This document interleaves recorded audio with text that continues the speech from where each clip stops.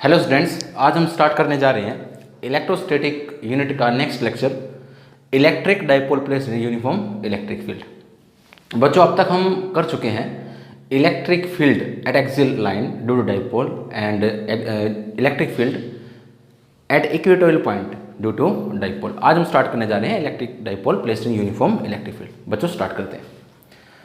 एक डाइपोल है बच्चों, वो एक यूनिफॉर्म इलेक्ट्रिक फील्ड के अंदर रखा हुआ है। यूनिफॉर्म का मतलब क्या होगा बच्चों? यूनिफॉर्म का मतलब हुआ एक जैसा इलेक्ट्रिक फील्ड। हर पॉइंट पे जो इलेक्ट्रिक फील्ड की वैल्यू है वो क्या रहे? एक जैसी रहे, ना कहीं पे ज़्यादा ना कहीं पे कम। हमने पैरेलल लाइन से इलेक्ट्रिक फील्ड को रिप्रेजेंट कर रखा है। हमने क्या किया, इसके अंदर एक डाइपोल उठा कर रख दिया, एक नेगेटिव चार्ज और एक पॉजिटिव चार्ज। डाइपोल के बारे में हम पढ़ चुके हैं। माइनस क्यू प्लस क्यू एक इलेक्ट्रिक फील्ड है, एक इलेक्ट्रिक डाइपोल है।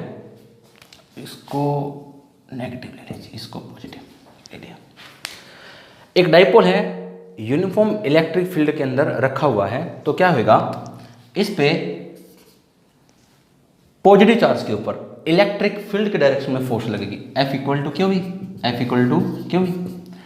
मैंने आपको पिछले लेक्चर में बता रखा है, अगर कोई पॉजिटिव चार्ज रखा हुआ है और वो इलेक्ट्रिक फील्ड में रखा हुआ है, तो क्या होगा, जो उसे फोर्स लगेगी वो किस तरफ लगेगी? इलेक्ट्रिक फील्ड की डायरेक्शन में। यानी कि अगर आपको देखिए बच्चों, ये कोई पॉजिटिव चार्ज है, सपोज कीजिए कोई पॉजिटिव चार्ज है, ये इसका कोई इलेक्ट्रिक फील्ड है, ये इसका कोई इलेक्ट्रिक फील्ड है। इसमें कोई दूसरा क्यू नोट रखा हुआ, क्यू नोट 4, कोई पॉजिटिव क्यू नोट है, पॉजिटिव क्यू नोट है। इलेक्ट्रिक फील्ड किस तरफ है? राइट साइड में। तो इसको फोर्स भी किस तरफ लगेगी? राइट साइड में ही लगेगी। फोर्स भी किस तरफ लगेगी? राइट साइड में ही लगेगी, क्योंकि पॉजिटिव चार्ज इलेक्ट्रिक फील्ड की डायरेक्शन में मूव करता है। क्योंकि पॉजिटिव चार्ज इलेक्ट्रिक फील्ड की डायरेक्शन में मूव करता है। वो मूव कब करेगा? जब फोर्स भी इसी डायरेक्शन में लग रही हो। अगर इसकी जगह कोई नेगेटिव चार्ज होता, अगर इसकी जगह कोई नेगेटिव चार्ज हो और इसी फील्ड में रखा, तो फोर्स किस तरफ लगेगी? Opposite to electric field, opposite to electric field. यानी कि फोर्स किस डायरेक्शन में लगेगी? लेफ्ट साइड में। फोर्स लेफ्ट साइड में लगेगी। तो यहाँ पे भी बच्चों ऐसा ही हुआ है। अगर आपने ध्यान से देखा हो तो पॉजिटिव के ऊपर फोर्स राइट साइड में एंड नेगेटिव के ऊपर force due to electric field left side में। F equal to q v, F equal to q. दोनों क्या हैं आपस में? एक दूसरे के opposite, equal and opposite. F equal to q v right side में, F equal to q v left side में। दोनों के मैग्नीट्यूड क्या है? बराबर है। तो नेट फोर्स ऑन डाइपोल कितना हो जाएगा? 0। Net force on dipole is 0, क्योंकि आपस में क्या हो जाएंगे? Cancel out. F इस तरफ, F इस तरफ, F equal to q v, F equal to q v. आपस में क्या कर देंगे? कैंसिल। क्या कर देंगे? कैंसिल कर देंगे। तो नेट फोर्स 0। हमने क्या करना था बच्चों? इसमें हमने हमारा एम क्या था? हमने इसमें 3 चीज़ें फाइंड आउट करनी है। हमने इस टॉपिक में 3 चीज़ें फाइंड आउट करनी है। एक तो हमने निकालना था नेट फोर्स, जो हम निकाल चुके हैं। नेट फोर्स कितनी होगी, जो हम निकाल चुके हैं। दूसरा निकालना था पोटेंशियल एनर्जी। क्या निकालनी है? Potential energy. और तीसरा क्या है बच्चों? टॉर्क। क्या निकालना है? टॉर्क। नेट फोर्स निकालनी थी डाइपोल के ऊपर इलेक्ट्रिक फील्ड की वजह से। कौन सा electric field? Uniform electric field की वजह से, जो हम निकाल चुके हैं। फिर इसके बाद क्या निकालना है? टॉर्क। और फिर क्या निकालनी है? Potential energy. अब हम निकालने वाले हैं बच्चों टॉर्क। हमने क्या देखा बच्चों कि इस पे जो नेट फोर्स है, नेट फोर्स कितनी है? 0। नेट फोर्स कितनी है? 0। तो टॉर्क कुछ ना कुछ तो होगी। टॉर्क का फार्मूला क्या होता है बच्चों? पहले टॉर्क का फार्मूला ही देख लीजिए। टॉर्क का फार्मूला होता है either force into perpendicular distance. Either force into perpendicular distance. ठीक हुआ। आइदर फोर्स कौन सी? F perpendicular distance. अब परपेंडिकुलर डिस्टेंस क्या बनेगी? ये क्या होगी बच्चों? इसकी perpendicular distance D, perpendicular distance D। ये क्या हो गया हमारा? O, ये A, ये A। टोटल डिस्टेंस कितनी हो जाएगी? 2A। टोटल डिस्टेंस कितनी हो जाएगी? 2A। D क्या हो जाएगा? Perpendicular 90 degree. डी क्या है बच्चों, परपेंडिकुलर डिस्टेंस। परपेंडिकुलर डिस्टेंस ये कितना होगा, ए प्लस ए 2a। तो हम यहां से डी क्या है बच्चों, परपेंडिकुलर, आइदर फोर्स, कोई भी फोर्स, दिस या दिस, जो राइट में लग रही हो या फिर लेफ्ट, आइदर फोर्स, कोई भी एक force into perpendicular distance D. अब हमको एफ पता है क्यों भी है, एफ पता हमें क्यों है, लेकिन डी का हमको नहीं पता। डी कैसे निकलेगा, परपेंडिकुलर अपॉन हाइपोटेन्यूज, ये एंगल कितना है बच्चों, थीटा, कितना एंगल होगा ये, theta. Perpendicular d upon hypotenuse 2a is equal to कितना, साइन थीटा। तो डी कितना आ गया, 2a साइन थीटा। तो डी की वैल्यू यहाँ पुट कर दो, 2a sine theta, 2a sine theta. तो 2a क्यू, 2a क्यू क्या बन गया, 2a क्यू इंटू में e into sine theta, 2a Q p e sine theta. ये क्या बन गया, इलेक्ट्रिक डाइपोल मोमेंट। क्या बन गया ये, electric dipole moment 2a Q p e sine theta. अगर आप इसको वेक्टर फॉर्म में लिखना चाहोगे तो वेक्टर फॉर्म में क्या बन गया ये, p cross e, p cross e, तो p cross e, that's all. यानी कि बच्चों नेट फोर्स भले ही जीरो है, नेट फोर्स भले ही जीरो है। हमने +1 के अंदर एक कंसेप्ट पढ़ा था कि किसी भी बॉडी के ऊपर अगर नेट फोर्स जीरो हो तो जरूरी नहीं है कि उस पर टॉर्क जीरो है। हालांकि टॉर्क के फॉर्मूला क्या है, फोर्स इनटू परपेंडिकुलर डिस्टेंस, लेकिन ये जो फोर्स है ये आइदर फोर्स है। अगर ये हमारा पेन है, इस पे एक डायरेक्शन में फोर्स इस तरफ लग रही है अपवर्ड डायरेक्शन में, और एक डायरेक्शन में नीचे तरफ लग रही हो, तो ये बॉडी रोटेट करना स्टार्ट कर देती है। क्या करना स्टार्ट कर देगी, रोटेट करना स्टार्ट कर देगी। जैसे आप अगर एग्जांपल देखना चाहें तो अपनी बाइक में जब हम चाबी लगाते हैं तो एक यहाँ पे अंगूठा लगाते हैं और एक चाबी के ऊपर ऐसे उंगली लगाते हैं और मोड़ते हैं, उसको रोटेट करते हैं। तो एक अंगूठा यहाँ पे, यानी कि एक फोर्स अपवर्ड डायरेक्शन में और एक फोर्स डाउनवर्ड डायरेक्शन में, तो बॉडी क्या होगी, रोटेट करेगी, बॉडी रोटेट करेगी। नेट फोर्स जीरो, लेकिन बॉडी पे टॉर्क लगेगी, बॉडी पे टॉर्क जरूर लग रही है, और उस टॉर्क की वजह से जो चाबी है वो रोटेट करती है और हमारी बाइक स्टार्ट हो जाती है। टॉर्क, ये होता है torque. Torque is equal to p sine theta, यानी कि पी क्रॉस ए। यहां से हमको क्या पता चला, जो टॉर्क होगा वो परपेंडिकुलर टू किसके होगा, पी के, एंड टॉर्क होगा वो परपेंडिकुलर टू किसके होगा, ई के। ई वेक्टर लिख लीजिए चाहिए, अगर आपकी मर्जी हो लिखना चाहते vector. Torque is perpendicular to P, torque is perpendicular to E, क्योंकि वेक्टर का एक कंसेप्ट था ए क्रॉस बी। अगर सी हो तो ए क्या होगा, सी के परपेंडिकुलर, और बी भी क्या होगा, सी के परपेंडिकुलर होगा, सी भी परपेंडिकुलर ही होगा। आई थिंक बच्चों ये कंसेप्ट आपको क्लियर हो गया होगा। नेक्स्ट, अब हम निकालते हैं इसके अंदर, हमने नेट फोर्स निकाल लिया, टॉर्क निकाल लिया, अब हम निकालने जा रहे हैं potential energy. Potential energy,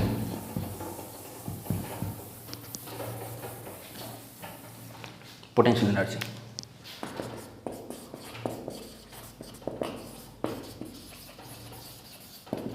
potential energy, ठीक है बच्चों, एक चीज नोट करिए। हमने क्या किया, एक पॉजिटिव चार्ज एक नेगेटिव चार्ज, ये डाइपोल हो गया। जैसे अगर मैं इसके ऊपर मार्कर रख दूं तो ये पॉजिटिव और ये नेगेटिव, ये पॉजिटिव और ये नेगेटिव। अब मैं क्या करता हूं, मैंने किसी थीटा एंगल से, किसी थीटा एंगल को देखा ऐसे, भाई इस डाइपोल ने इलेक्ट्रिक फील्ड के साथ थीटा एंगल बना रखा है। अगर मैं इस पेन को उठा के थोड़ा सा रोटेट करूं लेफ्ट साइड में, अगर मैं इस डाइपोल को उठा के थोड़ा सा रोटेट करूं लेफ्ट साइड में, यानी कि मैं उसको उठा के कहाँ पे ले आया, यहाँ पे, जो हमारा पॉजिटिव चार्ज कहाँ पे आ गया, यहाँ पे, और नेगेटिव तो यही का यही है, हमने इसको फिक्स कर दिया था, ठीक हो गया। हमने यहाँ से लेके यहाँ तक इसको शिफ्ट कर दिया, तो सीधी सी बात है कुछ ना कुछ एंगल भी चेंज होगा, कुछ ना कुछ एंगल भी चेंज होगा। और कितना एंगल चेंज हो गया, वो एंगल कितना चेंज हुआ, डी थीटा, यानी कि एंगल में चेंज, और वो भी कितना, स्मॉल एंगल में चेंज। हमने ऐसा नहीं है कि बिल्कुल रोटेट कर दिया, हमने थोड़ा सा इसको क्या किया है, टिल्ट किया, घुमाया है, लेफ्ट साइड में रोटेट कर दिया हल्का सा, डी थीटा, यानी कि लेफ्ट साइड के अंदर, ठीक हो गया। तो बच्चों हमने क्या किया यहाँ पे, वर्क, क्या किया है, वर्क। अब वर्क भी किसी ना किसी के अगेंस्ट होता है, और वो वर्क किसके अगेंस्ट हुआ, पॉजिटिव चार्ज पे जो फोर्स लग रही थी वो किस तरफ लग रही थी, राइट साइड में, और हमने इसको जो रोटेट करवाने की कोशिश की वो किस तरफ की है, लेफ्ट साइड में, यानी कि हम किसी ना किसी फोर्स के अगेंस्ट काम करें, यानी कि हम इलेक्ट्रिक फोर्स के अगेंस्ट काम करें। तो अगर किसी फोर्स के अगेंस्ट काम होगा तो साफ सी बात है हमको क्या करना पड़ेगा, वर्क। क्या करना पड़ेगा, वर्क।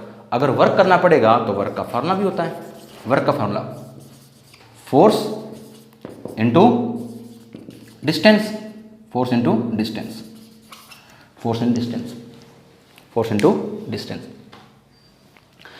जो यहां पे फोर्स है बच्चों, वो कौन सी फोर्स है, नेट फोर्स तो जीरो होगी, नेट फोर्स जीरो होगी। वर्क का फार्मूला क्या होता है, ये होता है लीनियर सिचुएशन के अंदर, जब कोई बॉडी पे फोर्स लगे लीनियर डायरेक्शन में, फोर्स इनटू डिस्टेंस। लेकिन यहां पे बॉडी क्या कर रही है, रोटेट। क्या कर रही है, रोटेट। तो यहां पे फोर्स ना लग के यहां पे क्या लगेगी, टॉर्क। क्या लगेगी, टॉर्क, क्योंकि नेट फोर्स जीरो हो चुकी है। जो फोर्स लग रही है टॉर्क लग रही है, क्योंकि टॉर्क भी एक प्रकार की फोर्स है जो परपेंडिकुलर डायरेक्शन में लगती है। टॉर्क भी एक फोर्स है जो कि परपेंडिकुलर डायरेक्शन में लगती है, इनटू परपेंडिकुलर। अब फोर्स किस में कन्वर्ट हो गया, टॉर्क में, तो डिस्टेंस किस में कन्वर्ट हो जाएगा, एंगुलर डिस्प्लेसमेंट। किस में, एंगुलर डिस्प्लेसमेंट के अंदर, angular displacement, angular displacement. Force torque में, जो डिस्टेंस था, डिस्प्लेसमेंट था हमारा, किस में कन्वर्ट हो गया, एंगुलर डिस्प्लेसमेंट, यानी थीटा। टॉर्क, टॉर्क कितना है, टॉर्क का जो फॉर्मूला हमने निकाला था, P sine theta, P E sine theta, and angular displacement कितना है, डी थीटा। कितना है, डी थीटा। एंड जो वर्क है, वर्क है जब हम डिस्प्लेसमेंट स्मॉल कराएंगे, जब हम डिस्प्लेसमेंट स्मॉल कराएंगे तो वर्क भी स्मॉल होगा, डी डब्ल्यू, डी डब्ल्यू। अब हमको क्या चाहिए, नेट वर्क डन। क्या चाहिए, net work done, net work done. कहाँ से कहाँ तक हमने क्या किया बच्चों, इसको क्या सपोज कर लिया, थीटा 1, और यहाँ तक क्या सपोज कर लिया, थीटा 2, यानी कि थीटा 1 से थीटा 2 तक, थीटा 1 से थीटा 2 तक। डी डब्ल्यू का अगर हम इंटीग्रेट करें, यानी कि स्मॉल स्मॉल डी डब्ल्यू को जोड़ेंगे तो क्या आ जाएगा, network done. P constant, E constant, sine का minus cos theta, and theta 1 से थीटा 2, थीटा 1 से थीटा 2, माइनस आ गया बाहर, P E upper limit, theta की जगह upper limit, minus cos theta 1, cos theta 1। ये हमारा क्या निकल आया, जो वर्क डन है वो किस में स्टोर हो जाएगा, पोटेंशियल एनर्जी। किस में, पोटेंशियल एनर्जी यू के अंदर, पोटेंशियल एनर्जी यू के अंदर।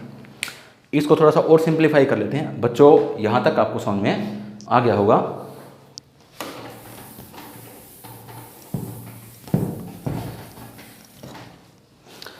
हमारा जो पोटेंशियल एनर्जी का फार्मूला आ रहा है वो आ रहा है minus P E cos theta 2 minus cos theta 1, cos theta.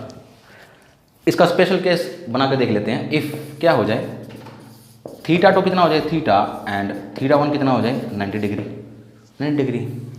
तो यू कितना हो जाएगा, minus P E cos theta minus cos 90, कोस 90 जीरो, कोस थीटा, यानी कि minus P E cos theta, minus P E cos theta. ये हमारी क्या आ गई, पोटेंशियल एनर्जी, पोटेंशियल एनर्जी। अगर आप इसको वेक्टर फॉर्म में लिखना चाहें तो वेक्टर फॉर्म में लिख सकते हैं, minus P dot E, P dot, ये आपका क्या आ गया, वेक्टर फॉर्म में। जैसे आपने टॉर्क को वेक्टर फॉर्म में लिखा था, पी क्रॉस ई, ये आपका वेक्टर फॉर्म में आ गया। तो ये एक टॉपिक था हमारा, electric dipole place in uniform electric field. हमको 3 चीज़ें फाइंड आउट करनी थी। क्या क्या था बच्चों, नेट फोर्स जो हमने निकाली 0, torque P sine theta, and potential energy minus P cos theta, minus P cos theta. मैं इसको रफ करने जा रहा हूँ।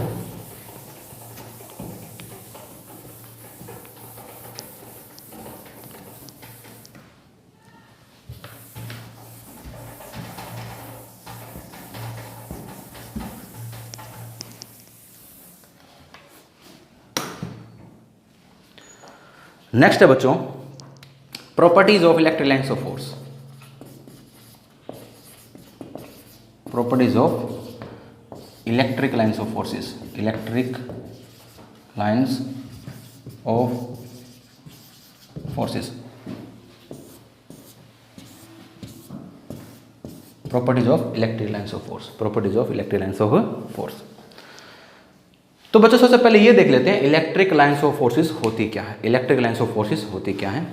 देखिए बच्चों, इलेक्ट्रिक लाइन्स ऑफ फोर्स, पहली बात हमको ये पता चाहिए कैसी क्वांटिटी है। ये एक वेक्टरल क्वांटिटी, कैसी है, वेक्टर क्वांटिटी।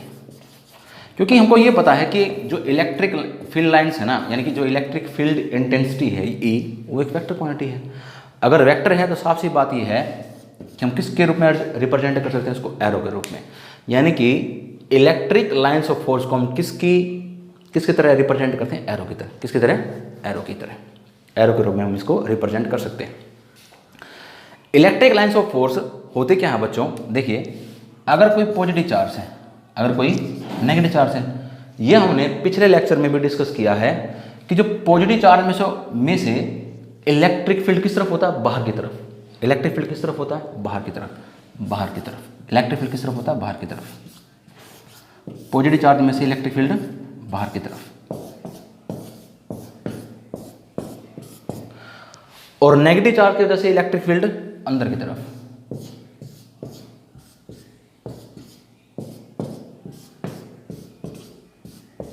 अंदर की तरफ, अंदर की तरफ। पॉजिटिव चार्ज में से इलेक्ट्रिक फील्ड बाहर की तरफ एंड नेगेटिव चार्ज में से अंदर की तरफ इलेक्ट्रिक फील्ड होता है। एक्चुअल में जो इलेक्ट्रिक फील्ड लाइंस को रिप्रेजेंट किया जाता है, कैसे किया जाता है, अगर आप थोड़ा और समझना चाहें तो कुछ इस तरीके से होता है। वेक्टर, सबसे बड़ा वेक्टर आया पहले, उसके बाद छोटा सा, उसके बाद छोटा सा, यानी कि इलेक्ट्रिक लाइंस ऑफ फोर्स कुछ इस तरीके की चलती है, इस तरीके से चलती हैं। पहले इलेक्ट्रिक फील्ड क्या होता है, ज़्यादा, उसके बाद क्या होता है, कम, उसके बाद क्या हो जाएगा। इसका मतलब ये है बच्चों कि इलेक्ट्रिक फील्ड डिस्टेंस के अनुसार क्या हो जाता है, कम। यानी कि इलेक्ट्रिक फील्ड इंटेंसिटी की जो ताकत है, वो स्ट्रेंथ है, वो लगातार डिस्टेंस के हिसाब से, डिस्टेंस के अनुसार डिक्रीज कर जाती है, डिस्टेंस के अनुसार डिक्रीज कर जाती है। यानी कि अगर आपको रिप्रेजेंट करना हो ऐसे, इलेक्ट्रिक फील्ड बाहर की तरफ डिक्रीज कर रही है, वरना आप इस तरीके से भी रिप्रेजेंट कर सकते हैं सिंपली। आइए बच्चों इसकी वेक्टर, इसकी प्रॉपर्टीज के बारे में पढ़ लेते हैं, इसी प्रॉपर्टीज के बारे में। पहली property, these are imaginary lines, these are imaginary lines of forces. ये कैसी है बच्चों, इमेजिनरी है, काल्पनिक है। रियलिटी में ऐसी कोई लाइन नहीं होती, रियलिटी में ऐसी कोई लाइन्स नहीं होती, image lines forces, but they represent real situation, real situation. देखिए बच्चों, हमको पता है पॉजिटिव चार्ज में से इलेक्ट्रिक लाइन्स ऑफ फोर्स बाहर की तरफ होती हैं, नेगेटिव के अंदर की तरफ होते हैं, ये हम जानते हैं। तो क्या ऐसा लग नहीं रहा इनको रिप्रेजेंट करने के बाद पॉजिटिव में से बाहर की तरफ, हमको पता है कि पॉजिटिव से बाहर की तरफ होती है। जैसे ही हम इलेक्ट्रिक फील्ड लाइंस का डायग्राम ड्रॉ करना चाहें, ड्रॉ कर दिया, तो क्या यहाँ पे लग नहीं रहा, रियल नहीं लग रहा, वास्तविक लग रहा है कि भाई जो इलेक्ट्रिक फील्ड है वो बाहर की तरफ है, इलेक्ट्रिक फील्ड बाहर की तरफ है। रियल में ऐसी कोई फील्ड लाइंस नहीं होती, रियल में ऐसी कोई फील्ड लाइंस नहीं होती, लेकिन एक रियल सिचुएशन को ड्रॉ करने के लिए हमें इलेक्ट्रिक लाइन ऑफ फोर्सेस की जरूरत पड़ती है। ऐसे ही हमको पता है नेगेटिव के अंदर की तरफ होती है, नेगेटिव के अंदर की तरफ होती है। एक ये कैसी है तो इमेजिनरी, काल्पनिक है, रियलिटी में ऐसा कोई लाइंस नहीं होती, लेकिन एक ड्रॉ करने के लिए, एक समझाने के लिए, एक समझने के लिए अगर हम इलेक्ट्रिक लाइन ऑफ फोर्सेस का इस तरीके से डायग्राम बने और समझें तो क्या लगती है, रियल सिचुएशन को हमको समझाती है, रियल सिचुएशन समझाई जाती है, रियल सिचुएशन डील करती है हमारे साथ। आई थिंक आपको बच्चों ये पॉइंट समझ में आ गया होगा। दूसरा point, they start from positive charge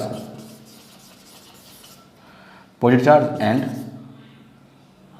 they start from positive charge and terminate on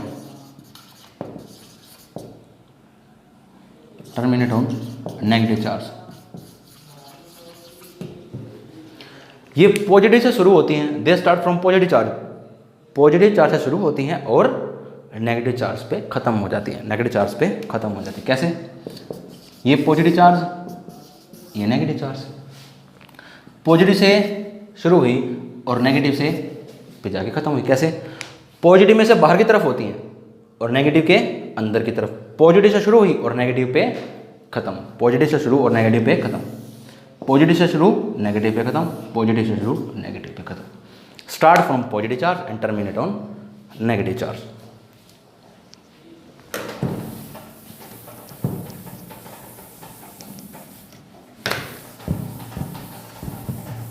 next point है बच्चों,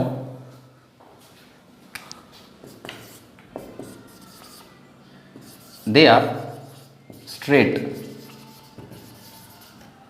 for single charges, for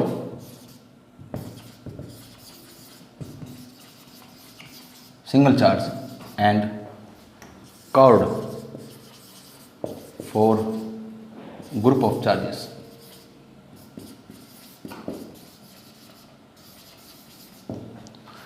they are straight for single charge, single charge के लिए स्ट्रेट होती हैं। मैंने आपको बहुत बार ड्रॉ करके दिखा दिया, ये देखिए, अगर कोई सिंगल चार्ज है, पॉजिटिव अकेला है, नेगेटिव अकेला है, तो कैसी होंगी ये कैसी होंगी, ये स्ट्रेट सीधी होती हैं। अगर यही नेगेटिव चार्ज है तब भी कैसी है, स्ट्रेट है। सिंगल चार्ज के लिए electric lines of force straight होती है। लेकिन अगर यही हम किसके लिए यूज करें, ग्रुप ऑफ चार्जेस के लिए, एक पॉजिटिव और एक नेगेटिव, तो ये कैसे हो जाएंगी, कर्व। कैसे हो जाएंगी, कर्व, क्योंकि ये लाइन जा किस तरफ रही थी, इस तरफ। सिंगल चार्ज के लिए कैसी थी, स्ट्रेट थी। लेकिन जैसे नेगेटिव चार्ज आया तो नेगेटिव चार्ज ने इन लाइन से क्या कर लिया, अपनी तरफ अट्रैक्ट, क्या कर लिया, अट्रैक्ट। तो ये स्ट्रेट ना कैसे होगी, स्ट्रेट ना रह के ये कर्व्ड होगी, कर्व्ड हो चुकी है। इसके कुछ एक एग्जांपल हैं बच्चों, वो आपको समझा देता हूं। देखिए बच्चों, ग्रुप ऑफ चार्ज का, ग्रुप ऑफ चार्ज के कुछ एक एग्जांपल हैं। Q1 Q2 दो चार्ज हैं, Q1 Q2 दो चार्ज हैं, उनका प्रोडक्ट नेगेटिव है, उनका प्रोडक्ट नेगेटिव है, मतलब एक पॉजिटिव और नेगेटिव है। एक चार्ज पॉजिटिव है और एक चार्ज नेगेटिव है, तभी उनका प्रोडक्ट कैसा आ सकता है, लेस देन जीरो, यानी कि नेगेटिव आ सकता है। दोनों के दोनों इक्वल है, दोनों के दोनों इक्वल है। Q1 इक्वल टू Q2, तो क्या होगा, सपोज कीजिए बच्चों, जो Q1 है वो पॉजिटिव है और Q2 कैसा है, नेगेटिव है, नेगेटिव, दोनों बराबर है।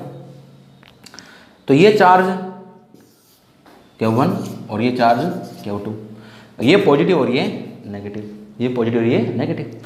तो electric line of force positive से शुरू हुई और नेगेटिव पे खत्म, पॉजिटिव से शुरू नेगेटिव पे खत्म। तो यहाँ से भी कोई ना कोई पॉजिटिव, कोई ना कोई इलेक्ट्रिक फील्ड लाइन्स निकलेगी और नेगेटिव पे खत्म होगी, टर्मिनेट हुई, नेगेटिव पे टर्मिनेट हुई, नेगेटिव पे टर्मिनेट होगी, नेगेटिव पे टर्मिनेट होगी, सॉरी,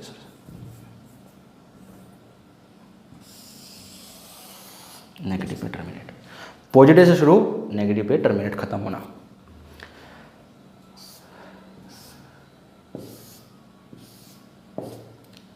नंबर ऑफ लाइंस, बहुत सारी लाइंस हैं ऐसी जो टर्मिनेट हो रही है, इस पर बहुत सारी लाइंस ऐसे निकल रही हैं। देखिए बच्चों, एक चीज़ नोट करिए, जब चार्ज इक्वल हो, जब चार्ज की जो मैग्नीट्यूड है वो बराबर है, देखिए आप बराबर हैं, तो याद रखिए जितने इलेक्ट्रिक लाइन ऑफ फोर्सेस इसमें से निकलेंगे, जितने इलेक्ट्रिक लाइन ऑफ फोर्सेस में निकलेंगे, 1 2 3 4 5 6 7, उतने ही इसके अंदर एंटर भी करनी चाहिए। 1 2 3 4 5 6 7, यानी कि number of electric lines of force this charge and number of electric lines of force this charge for this charge, इन दोनों के लिए क्या दोनों बराबर है।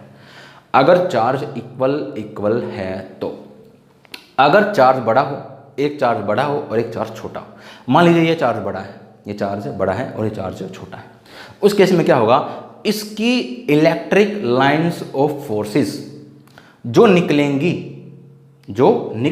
वो ज़्यादा होंगी, और इसमें जो electric lines of force terminate होंगी वो कम होंगी। यानी कि उस केस में हम क्या करना पड़ेगा, यहाँ पे एक इलेक्ट्रिक लाइन्स ऑफ फोर्स या फिर दो, कितनी भी, एक या दो, आप ज़्यादा दिखा दो, उसमें एक या दो इलेक्ट्रिक लाइन्स ऑफ फोर्स हमें कम दिखानी पड़ेंगी। उस केस में जब बराबर चार्ज है तो इलेक्ट्रिक लाइन्स ऑफ फोर्स जो निकलेंगी उतनी इसमें डलेंगी, वो बराबर होंगी। यहाँ पे केस बराबर का है तो यहाँ पे केस ये रहेगा। मान लीजिए बच्चों, ये तो दोनों पॉजिटिव थे, एक पॉजिटिव और एक नेगेटिव था। अगर दोनों सेम चार्ज की हो तो, सेम साइन की हो तो, दोनों ही पॉजिटिव हो या दोनों नेगेटिव हो।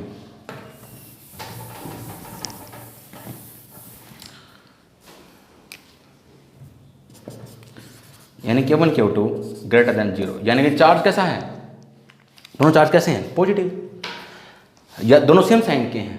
हमने क्या सपोज कर लिया, दोनों पॉजिटिव चार्ज हैं, दोनों क्या हैं, सेम साइन के, दोनों सेम साइन के हैं, तभी तो प्रोडक्ट कैसा आएगा, ग्रेटर देन 0 यानी कि पॉजिटिव आएगा। सपोज कीजिए Q1 इक्वल टू क्या है, Q2, Q1 इक्वल टू क्या है, Q2, दोनों का साइन कैसा है, पॉजिटिव, ठीक हो गया। एक Q1 एक Q2, एक Q1 एक Q2, दोनों कैसे हैं, पॉजिटिव और इक्वल हैं आपस में। तो क्या होगा बच्चों, अगर ये भी पॉजिटिव है, ये भी पॉजिटिव है, तो अब की बार इलेक्ट्रिक लाइन्स ऑफ फोर्स बाहर की तरफ होंगी, इलेक्ट्रिक लाइन्स ऑफ फोर्स बाहर की तरफ, इलेक्ट्रिक लाइन्स ऑफ फोर्स बाहर की तरफ, लेकिन ये आपस में क्या करेंगी, रिपेल, क्या करेंगी, रिपेल, क्योंकि सेम साइन की हैं। इलेक्ट्रिक लाइन्स ऑफ फोर्स क्या कर जाएंगे आपस में, रिपेल, सेम साइन की, क्या कर जाएंगे, रिपेल, क्या कर जाएंगे, रिपेल, क्या कर जाएंगे, रिपेल, बिल्कुल बीच से, बिल्कुल, क्योंकि बराबर बराबर है, बिल्कुल बीच से। ऐसे ही इलेक्ट्रिक लाइन्स ऑफ फोर्स क्या कर जाएंगे, रिपेल, क्या कर देंगे, रिपेल, रिपेल और रिपेल। ये चीज नोट करिए, number of electric lines of force भी क्या होंगी, अगर चार्ज बराबर है तो number of electric lines of force जो निकल रही हैं दोनों चार्ज से वो भी बराबर बराबर होने चाहिए, 1 2 3 4, 1 2 3 4। इस केस में भी ऐसा ही होगा। लेकिन अगर यही केस कैसा आ जाए, Q1 ग्रेटर देन Q2, दोनों पॉजिटिव चार्ज हों, दोनों कैसे हो, पॉजिटिव चार्ज, एक चार्ज बड़ा और एक चार्ज छोटा हो, तो क्या हुआ,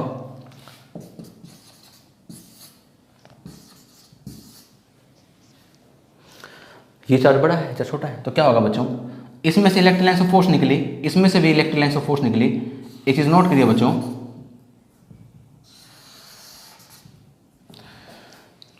जब दोनों चार्ज बराबर थे तो इलेक्ट्रिक लाइन्स ऑफ फोर्स बिल्कुल बीच से रिपेल हुआ, बीच से रिपेल, क्योंकि जितने ताकत से ये इलेक्ट्रिक फ्लैंस आ रही उतनी ताकत से ये इलेक्ट्रिक फ्लैंस आ रही है और दोनों आपस में रिपेल करगी।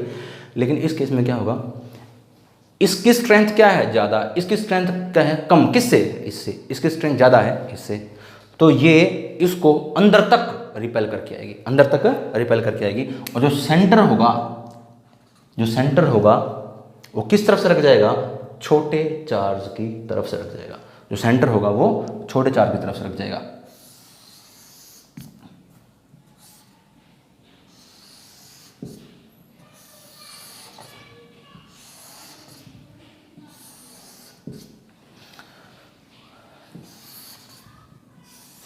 देखिए बच्चों, मैंने एक बात बताई थी, जो चार्ज बड़ा हो उसको, उसकी इलेक्ट्रिक लाइन ऑफ फोर्सेस छोटे चार्ज से ज़्यादा होंगी, 1 2 3 4 5 6, 1 2 3 4। ये हमारा डायग्राम बिल्कुल करेक्ट है, डायग्राम हमारा बिल्कुल करेक्ट है।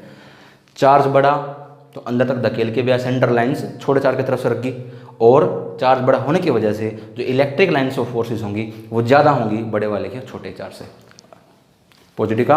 पॉजिटिव का और हम पॉजिटिव और नेगेटिव का दोनों का दिखा चुके हैं। Next point,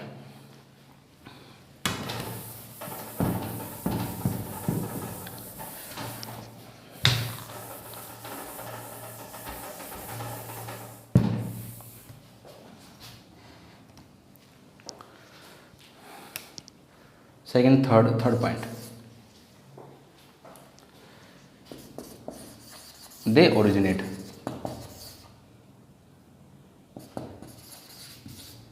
perpendicular to the conductor,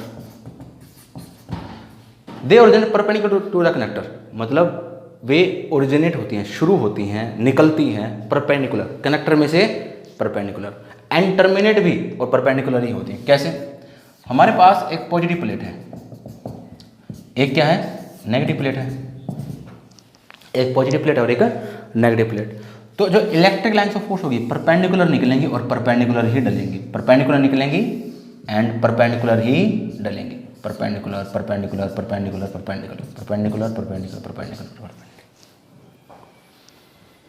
ओरिजिनेटिव perpendicular and terminative perpendicular. लेकिन इस केस में बच्चों, एक फिर केस में एक पॉजिटिव और एक नेगेटिव, यहाँ पे परपेंडिकुलर कैसे पता चलेगा, यहाँ पे 90 डिग्री कैसे पता चलेगा। देखिए, इसका एक सीधा सा रूल है, वो समझने की बात है। जो इलेक्ट्रिक लाइन ऑफ फोर्स, जो इलेक्ट्रिक लाइन ऑफ फोर्स हमको ये लगे कि वो सेंटर में से आ रही है, कि क्या लगे कि वो सेंटर में से आ रही है। कैसे? देखिए ये इलेक्ट्रिक लाइन्स ऑफ फोर्स, इसके साथ ही मैं एक पॉइंट और लिख देता हूं, fourth point, they do not intersect the connector, they do not intersect the connector, वे कभी भी कनेक्टर को इंटरसेक्ट नहीं करेंगे, यानी कि कनेक्टर में से electric lines of force pass कभी नहीं करती। अगर आपको ये बात थोड़ी समझ नहीं हो तो समझिए, ये कोई इलेक्ट्रिक लाइन्स ऑफ फोर्स है, ये करेक्ट है, बिल्कुल करेक्ट लाइन। कैसे? इसने कनेक्टर को क्रॉस नहीं किया, कोई भी electric lines of force connector को क्रॉस नहीं करती, उसमें से पास नहीं करती। क्या होता है, हम अंदर आते हुए और बाहर निकलते हुए ही दिखाते हैं। बाय चांस ये लाइन हम अगर ऐसे दिखा दें कि electric line of force connector में से पास हो रही है, तो ये लाइन गलत है, ये लाइन गलत है। इलेक्ट्रिक लाइन ऑफ फोर्स कभी भी कनेक्टर में से पास नहीं करती, ये इलेक्ट्रिक लाइन ऑफ फोर्स का रूल्स है। यहाँ पे भी देखिए, हमने इलेक्ट्रिक लाइन ऑफ फोर्स को अंदर से पास नहीं करवाया, ना ही हम अंदर तक लेके गए, कनेक्टर के सरफेस से शुरू किया और कनेक्टर के सरफेस पे ही डाल दिया। परपेंडिकुलर कैसे हुई है? इसके हिसाब से ये परपेंडिकुलर कुछ इस तरीके से हुई, जो इलेक्ट्रिक लाइन ऑफ फोर्स ये लगे कि सेंटर में से आ रही है। अगर हम इसका एक रफ डायग्राम पीछे की तरफ बढ़ाने लगे तो हमको ये लगेगा कि ये लाइन सेंटर में से आ रही है। किसमें से आ रही है? सेंटर में से आ रही है। और यही लगे कि वो सेंटर की तरफ जा रही है, सेंटर की तरफ जा रही है, वो लाइन परपेंडिकुलर लाइन होती है स्फीयर के केस में। अगर हमको और दिखाने हो तो ये देखिए, ये लाइन क्या लग रहा है? सेंटर में से आ रही है और सेंटर में ही जा रही है। आपको सेंटर तक पहुंचाने नहीं है, ना ही क्रॉस करानी है। अगर आपने इसको कनेक्टर के अंदर डाल दिया, याद रखिए वो इलेक्ट्रिक लाइन ऑफ फोर्स नहीं मानी जाएगी, वो रॉन्ग हो जाएगा। ऐसे ही यहाँ पे, ऐसे ही यहाँ पे, यानी ये electric line of force intersect नहीं करती कनेक्टर को, अंदर से पास नहीं करती। दूसरा, वो परपेंडिकुलर निकलती है और परपेंडिकुलर ही डलती, परपेंडिकुलर निकलती है एंड परपेंडिकुलर ही डलती। आई थिंक बच्चों आपको ये कंसेप्ट समझ में आ गया होगा। नेक्स्ट पॉइंट,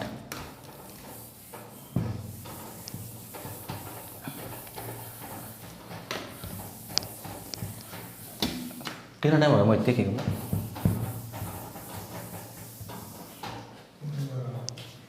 इसके अंदर कितनी बन गई वीडियो?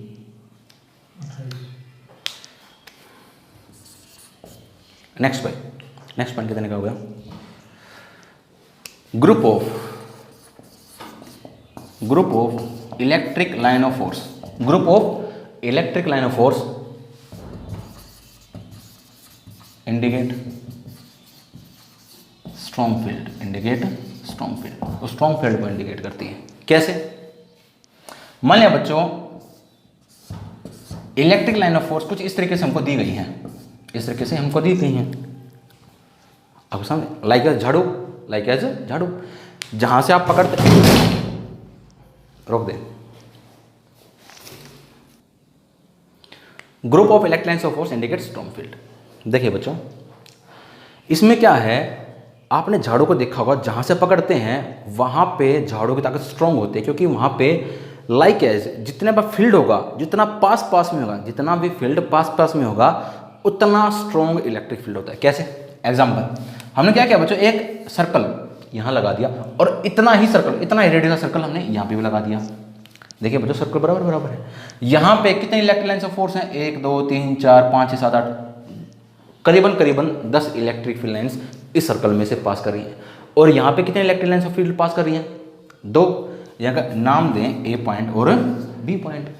तो electric field intensity at A greater than electric field intensity at B, electric field intensity at B, मतलब जहाँ से, जिस पॉइंट से, जिस एरिया से इलेक्ट्रिक लाइन ऑफ फोर्स जितना ज़्यादा नंबर में पास करती हैं, उतना ही ज़्यादा स्ट्रेंथ का, उतनी ही ज़्यादा ताकत का इलेक्ट्रिक फील्ड इंटेंसिटी वहाँ पे क्रिएट हो जाएगी, वहाँ पे प्रोड्यूस होने स्टार्ट हो जाएगी। यानी कि electric field intensity at A greater than electric field intensity at B. Next point, electric two two electric line of force can not intersect each other. दो इलेक्ट्रिक लाइन ऑफ फोर्स कभी भी आपस में एक दूसरे को क्रॉस नहीं करती, इंटरसेक्ट नहीं करती, नहीं काटती। कैसे? एक इलेक्ट्रिक लाइन ऑफ फोर्स ये है और दूसरी इलेक्ट्रिक लाइन ऑफ फोर्स ये है। मान लिया बच्चों हमने दो इलेक्ट्रिक लाइन ऑफ फोर्स ने आपस में काट दिया, ठीक है भाई। तो ये जो पॉइंट है बच्चों, ये जो पॉइंट है इसको गौर करिए, इसके ऊपर टेंजेंट ड्रॉ करो, इसके ऊपर टेंजेंट ड्रॉ। एक टेंजेंट तो ये होगी और दूसरी टेंजेंट ये होगी, दो टेंजेंट ड्रॉ कर दी, एक टेंजेंट ये वाली होगी और एक टेंजेंट ये वाली होगी। यानी कि जो टेंजेंट होती हैं वो किसी भी कर्व की डायरेक्शन शो करती है, यानी कि इस इलेक्ट्रिक लाइन ऑफ फोर्स की जो डायरेक्शन है वो इस तरफ है, ऊपर की तरफ है, और इस इलेक्ट्रिक लाइन ऑफ फोर्स की जो डायरेक्शन है वो नीचे की तरफ है। इस पॉइंट को नोट करो बच्चों, इस पॉइंट पे यानी कि इस पॉइंट की कितनी डायरेक्शन आ रही है?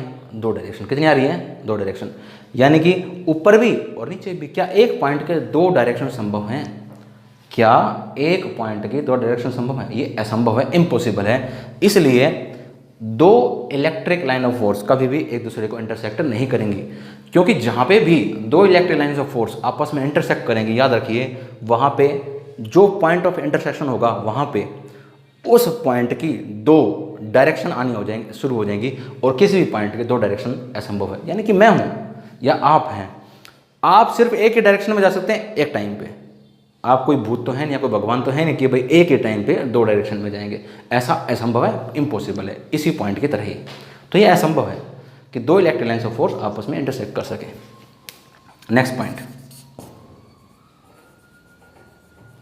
पॉइंट देखिए बच्चों, ये जो नेक्स्ट पॉइंट जो मैं बताने जा रहा हूँ, ये जो नेक्स्ट टॉपिक है जो हम पढ़ेंगे नेक्स्ट लेक्चर में, उसको भी कवर करने में सहायता करेगा। वो दो पॉइंट कौन कौन से हैं मैं लिख देता हूँ, इसको रफ करके लिख देते हैं।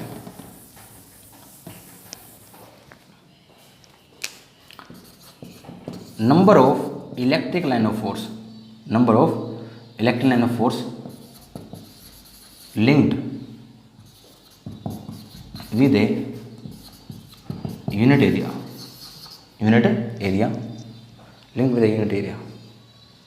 unit perpendicular area लिखिए, unit perpendicular area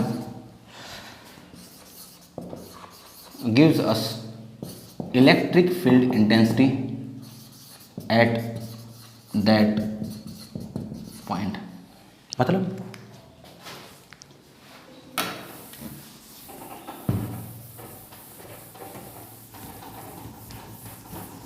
देखिए बच्चों, बहुत ज़्यादा इंपॉर्टेंट टॉपिक है। नेक्स्ट जो लेक्चर होगा उसमें जो नेक्स्ट टॉपिक होने वाला है वो इलेक्ट्रिक फ्लक्स और गॉस लॉ का होने वाला है। ये जो टॉपिक है, ये जो लाइन मैंने लिखी है, यानी जो प्रॉपर्टी लिखी है इलेक्ट्रिक लाइन ऑफ फोर्स की, ये आपको इलेक्ट्रिक लाइन ऑफ फोर्स की प्रॉपर्टी तो समझने में सहायक है ही है, साथ में नेक्स्ट लेक्चर के लिए और नेक्स्ट टॉपिक के लिए भी बहुत ज़्यादा सहायता करेगा, हेल्प करेगा। Number of electric line of force linked with A given area, linked with a unit perpendicular area. ये कोई एरिया है बच्चों, ये कोई एरिया है, इसकी जो वैल्यू है वो 1 सेंटीमीटर स्क्वायर या 1 मीटर स्क्वायर है, यानी कि यूनिट एरिया है, क्योंकि फिजिक्स में 1 को यूनिट ही बोला जाता है। यूनिट एरिया 1 मिलीमीटर स्क्वायर हो गया, 1 सेंटीमीटर स्क्वायर हो गया या 1 मीटर स्क्वायर हो गया, ये कोई यूनिट एरिया है। Number of electric lines of force, कितनी इलेक्ट्रिक लाइन ऑफ फोर्स, कितनी, हाउ मच, 1 2 10 15 20 100 लाख 2 लाख, भाई इस यूनिट एरिया में से कितनी electric line of force pass करती हैं परपेंडिकुलर इस यूनिट एरिया में से कितनी electric line of force pass करेंगी, वो क्या बताएंगी हमें, gives us electric field intensity at that point, यानी कि इस एरिया का इलेक्ट्रिक फील्ड इंटेंसिटी कितना है। अब एग्जांपल के तौर पे मान लिया बच्चों हमारे पास 4 यूनिट एरिया है, 4 यूनिट एरिया है, ये भी 1 सेंटीमीटर स्क्वायर का एरिया है, ये भी 1 centimetre square, 1 centimetre square and 1 centimetre square. इसमें से 2 इलेक्ट्रिक लाइन फोर्स पास कर रही है, इसमें से 4 इलेक्ट्रिक लाइन फोर्स पास कर रही है, इसमें से 6 6 पास कर रही है, इसमें से 10 electric line of force pass कर रही है। 10 6 4 2। इस यूनिट एरिया में से सब यूनिट एरिया सारे बराबर बराबर यूनिट एरिया है। इसमें से 2 4 6 10। तो किस में इलेक्ट्रिक फील्ड इंटेंस ज़्यादा होगी? जिसमें से 10 पास करिए, और इससे कम इसमें, इससे कम इसमें, इसमें कम। यानी कि एक यूनिट एरिया में से जितने इलेक्ट्रिक फील्ड इंटेंसिटी पास होती है वहाँ पे हम क्या बता सकते हैं कि उस एरिया का इलेक्ट्रिक, यानी कि उस पॉइंट पे कितना इलेक्ट्रिक फील्ड इंटेंसिटी होगी। तो ये भी एक प्रॉपर्टी है इलेक्ट्रिक फील्ड लाइंस की, इलेक्ट्रिक फील्ड लाइंस की भी प्रॉपर्टी।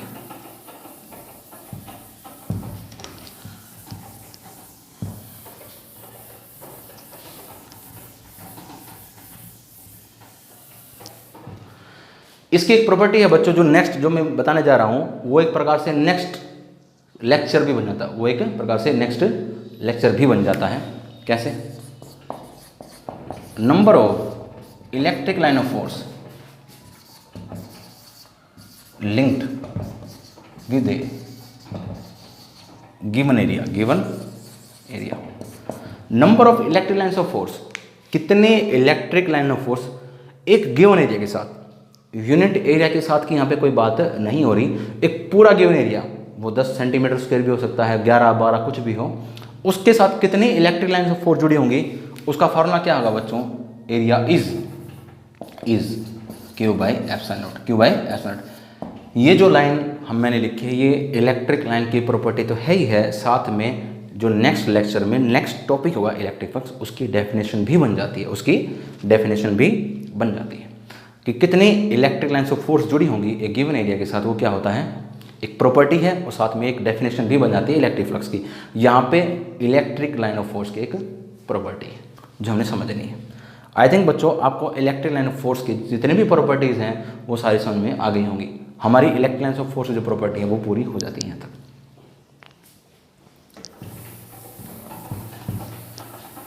नेक्स्ट जो टॉपिक है बच्चों, और जो ये मैंने अभी डेफिनेशन लिखी थी, इसका यूज़ अभी के भी हो जाएगा और आपको समझ में भी आ जाएगा। नेक्स्ट जो हमारा टॉपिक है वो है इलेक्ट्रिक फ्लक्स। क्या है? Electric flux. फ्लक्स को बच्चों फाई ई से डिनोट करते हैं। किससे करते हैं? फाई ई से। इसकी डेफिनेशन क्या होगी जो मैं बता चुका हूँ, इसकी डेफिनेशन भी जो अभी लास्ट प्रॉपर्टी हमने पढ़ी थी वही है। क्या? Number of electric line of force linked with A given area, given area. कि भाई फ्लक्स क्या होगा, कितने इलेक्ट्रिक लाइन ऑफ फोर्स एक गिवन एरिया के साथ जुड़ी हुई हैं, Q by epsilon not, Q by epsilon not, Q by epsilon not. एक गिवन एरिया के साथ कितनी electric line of force attach हैं, जुड़ी हुई हैं, वो क्या कहलाता है? Electric flux. इसका एक फार्मूला और होता है बच्चों, इसका एक फार्मूला और होता है E dot D S, E dot D S. ये दोनों फार्मूले इसके हैं electric flux, Q by epsilon not भी और ये वाला भी। एक सेकेंड बच्चों,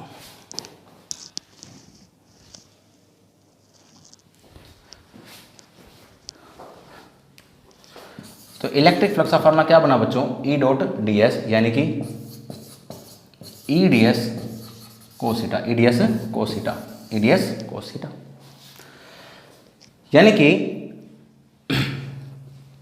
अगर हम इसको स्पेशल केस में लिखना चाहें, स्पेशल केस में,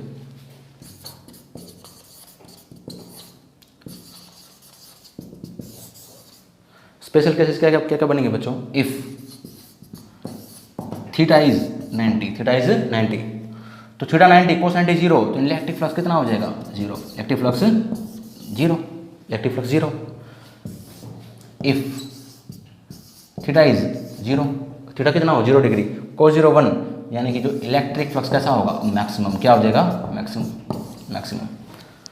तो बच्चों यहाँ तक आपने पढ़ना है, और इसको नेक्स्ट लेक्चर में और ज़्यादा समझाऊंगा मैं इसको, इलेक्ट्रिक फ्लक्स को।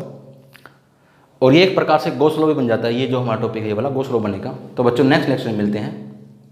Thank you.